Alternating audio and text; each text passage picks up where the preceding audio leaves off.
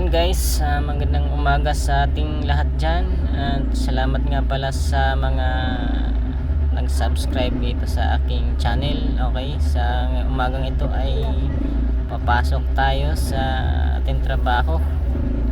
At malayo-layo iting trabaho sa Alabang. At ito nga, may sikip sa iskinita namin. Tara, let's go!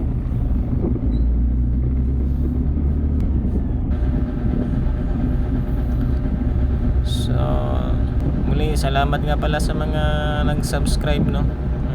Marami na tayo, 20. 20. Anyways, ano mo kasi to, yung baga hindi ko naman talaga intention na mag-vlog, no, pero gusto ko lang talagang record ng mga biyahe ko. So ito, tinry ko talaga itong gamit ko itong Insta360. So okay, so tayo ngayon ay approaching sa tulay ng Rockwell. Papasok tayo ng Rockwell, mga kaibigan. At ito ay diretso sa ano to, Estrella Avenue, Estrella, then tagos ito EDSA. So ito na nga, matraffic kasi ito na nga, nasa EDSA na tayo. Matraffic naman talaga EDSA, maraming sasakyan dito. At ingat-ingat lang din sa mga nagmomotorista. Tulad kong baguhan lang din magmotor, first time kong dumaan dito, takot talaga akong dumaan dito kasi hindi ako sanay dumaan dito sa pakaraming sasakyan kaliwa kanan. Pero kaya naman.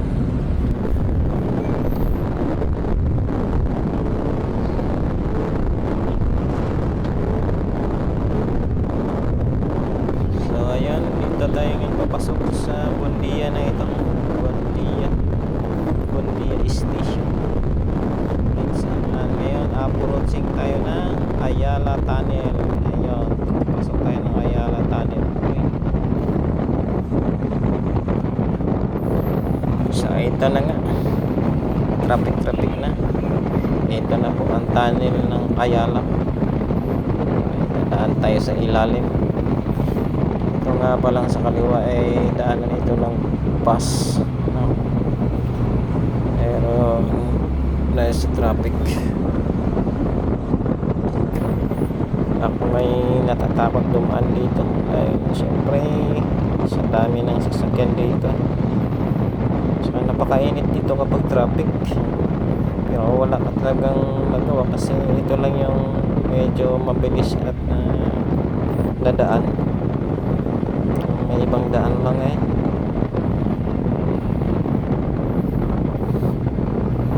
kasi ang tagos nga pala nitong tunnel na to ay Mantred or Magallanes. So sakop pa rin naman ng yan, Makati. Ito yung sinasabing Magallanes Station sa MRT. So EDSA pa rin ito.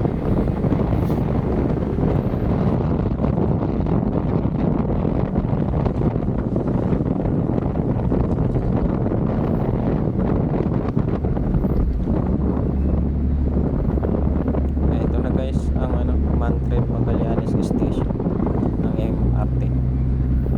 So akit tayo ng flyover. Yan naman ay Quirino Highway. Yun, pagkaliwa diretso tayo ng expressway yung tagos nito, pero kakanan lang tayo sa Nichols and Port Bonifacio. So hindi tayo pwede sa expressway hindi kaya ng ating EJB 160 ang 400cc. Huli tayo ito.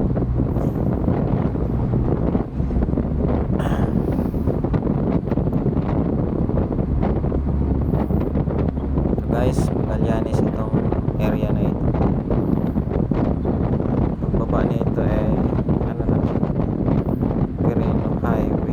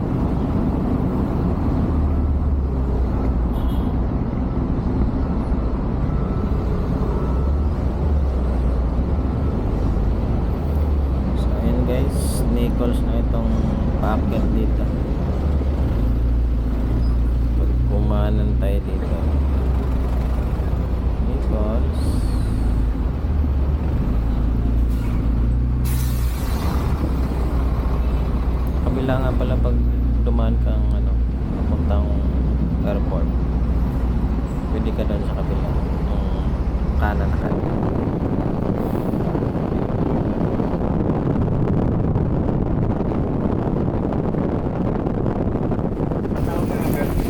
Oh, ito C5 na ito. C5. At ang tagos nito ay tenement.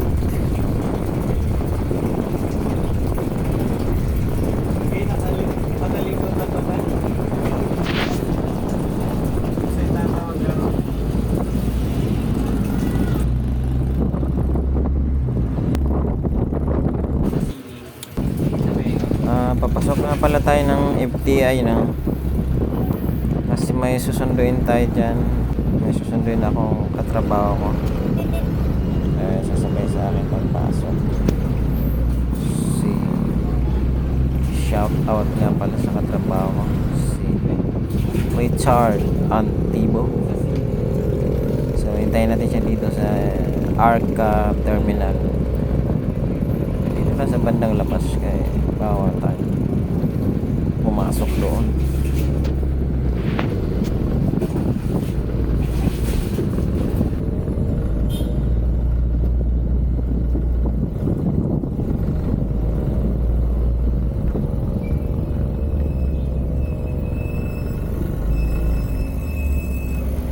So ito na nga, dito na yung angkas kong kaibigan natin, at kami ay pasok na. Malayo-layo pa sa Alabang Town Center sa Philippine Base City.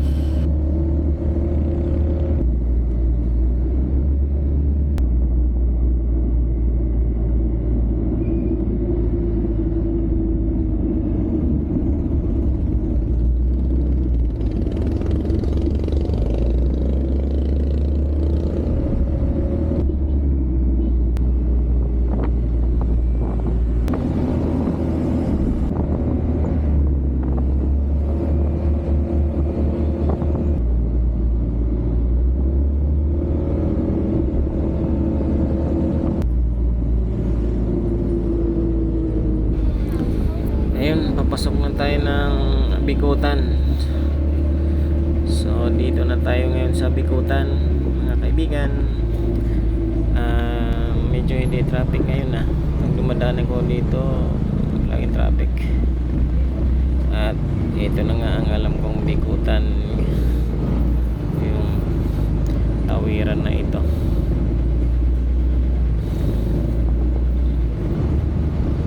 Pag nakalabas tayo dito sa Bikutan, sunod naman nito Sukat. So is service road pa rin ang daan natin. Alright.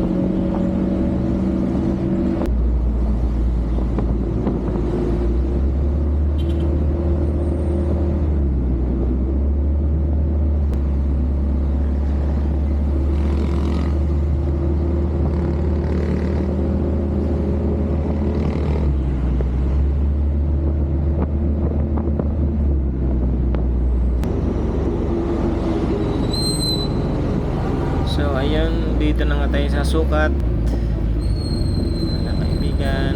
Sukat Avenue, Paranaque. Tatawid na tayo papuntang Alabang na ito. Service road pa rin ang daan natin.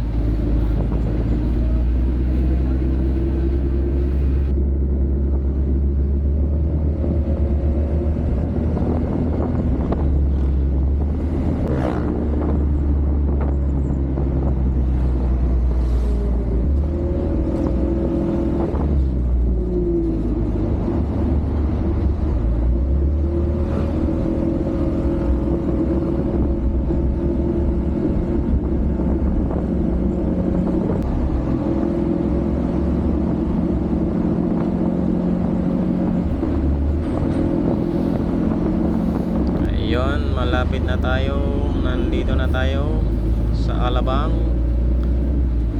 Alright, Alabang nito, sa unahan nito Alabang Star Mall. Dito tayo kakanan sa papuntang sa Poti Road. Papuntang sa Poti Road, Las Piñas, papuntang Las Piñas at Cavite.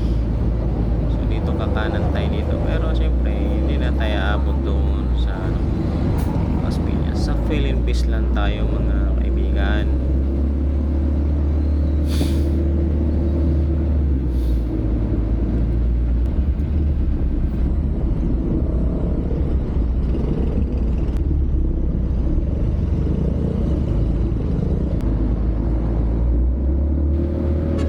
Ayun, dito na tayo sa Philippines.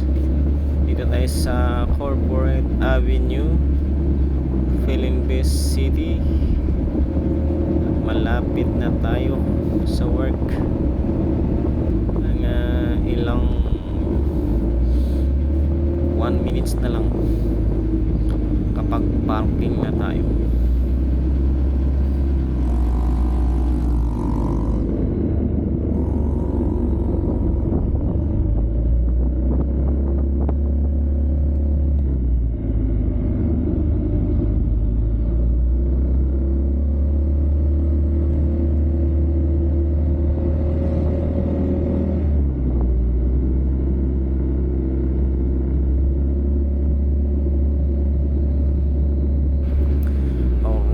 Dito na tayo sa parking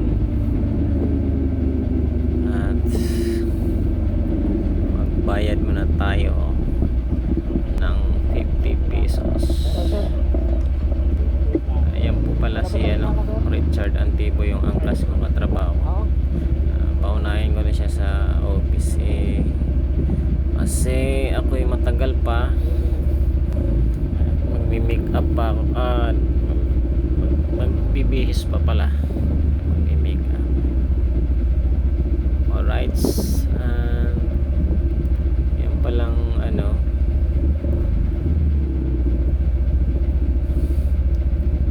building na yan na makikita nyo sa kaliwa na yan.